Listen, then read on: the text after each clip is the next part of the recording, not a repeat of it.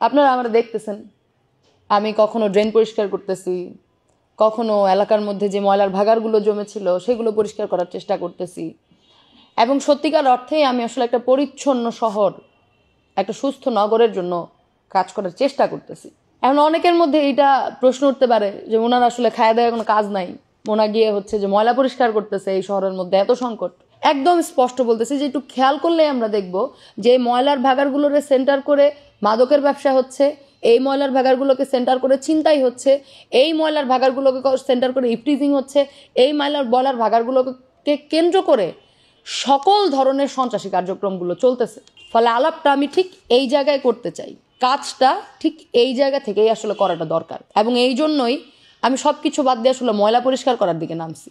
কারণ এই ময়লাগুলো পরিষ্কার করা শুধুমাত্র ময়লা পরিষ্কার করার বিষয় না, এই ময়লাগুলি পরিষ্কার করার মধ্য দিয়ে ওই এলাকার মধ্যে যে চাঁদাবাজির সিন্ডিকেট, যে ছিনতাইকারীর সিন্ডিকেট, সবচেয়ে বড় বিষয় আমাদের প্রত্যেকের ঘরে ঘরে প্রত্যেকটা তরুণকে, প্রত্যেকটা সন্তানকে নষ্ট করার যে মাদকের সিন্ডিকেট, এই সিন্ডিকেটটা ভাঙাটা জরুরি।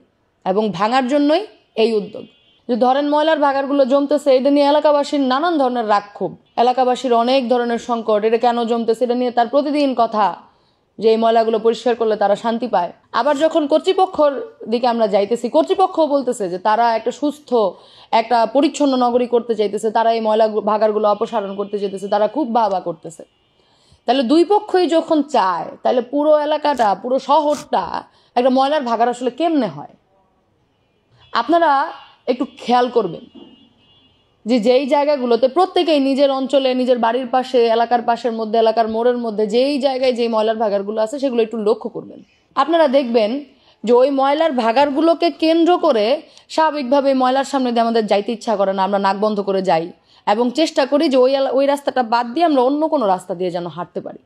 এবং আমরা স্বাভাবিকভাবে বিকল্প রাস্তা দিয়ে যাই। মানুষ যেহেতু যাতায়াত করে না, মানুষের যাতায়াতের রাস্তাতেই তো লাইট থাকে না, ফলে যেই রাস্তাটা যাতায়াত করে না ওই রাস্তাটাতেও স্বাভাবিকভাবে লাইট হয় না, থাকলেও খুবই কম আলোর লাইট হয়। সহজ হিসাব হচ্ছে যে ওই এলাকাটা শুধুমাত্র ওই ময়লার ভাগারটাকে কেন্দ্র করে আস্তে আস্তে আস্তে আস্তে মানুষের থেকে বিচ্ছিন্ন হইতে থাকে। এবং হয় কি, আমাদের সকলেই তখন আমরা বলি যে ওই জায়গাটার মধ্যে দাঁড়ায় ছেলে মেয়ে মাদক সেবন করে, ওই জায়গায় মাদকের ব্যবসা হয়। অর্থাৎ যখন একটা জায়গায় ময়লার ভাগারে পরিণত হইতেছে, এটা শুধুমাত্র ওই এলাকার লোকজন এসে ময়লা ফেলতেছে কিংবা কেউ ময়লাটা নিয়ে যাচ্ছে না, কর্তৃপক্ষ শুধুমাত্র ময়লাটা অপসারণ করতেছে না, শুধুমাত্র সংকটটা এতটুকু না। যদি এতটুকুই হইতো তাহলে পুলিশ ফাঁড়ির পেছনে একটা ময়লার ভাগার, সেটা বছরের পর বছর কেউ পরিষ্কার করার সক্ষমতা রাখে না, এমনটা হইতো না। আমি বিশ্বাস করি যে এই কাজটা আমাদের সকলের জন্য প্রয়োজন। ফলে আসেন আমরা নিজেরা নিজেদের ঘরের পাশের, নিজেদের এলাকার পাশের জায়গাটা একটু ক্লিন রাখি, একটু পরিষ্কার রাখি।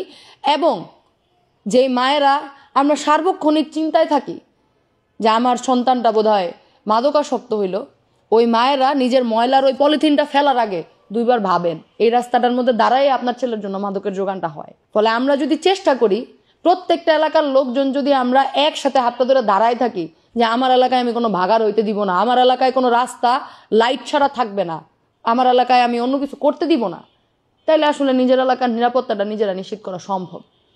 আর কর্তৃপক্ষ সবসময় ক্ষমতার পূজারি হয়। এখন এই ক্ষমতা যদি নেতা হয় তাহলে নেতার পূজারি হয়, আর এই ক্ষমতা যদি আমরা জনতা হইতে পারি, আমরা এলাকাবাসী হইতে পারি, আমরা প্রত্যেকটা মানুষ হইতে পারি, তাহলে আমাদের কাজটাও আসলে করবে। ফলে আমরা যদি একসাথে থাকি তাহলে কর্তৃপক্ষরা আসলে আমরা চাইলে বাধ্য করতে পারি, এটা সম্ভব। আসেন বাধ্য করি, নিজেরা সুস্থ থাকি, নিজেদের পরবর্তী প্রজন্ম, নিজেদের আশপাশ সবটাকে নিরাপদ রাখি।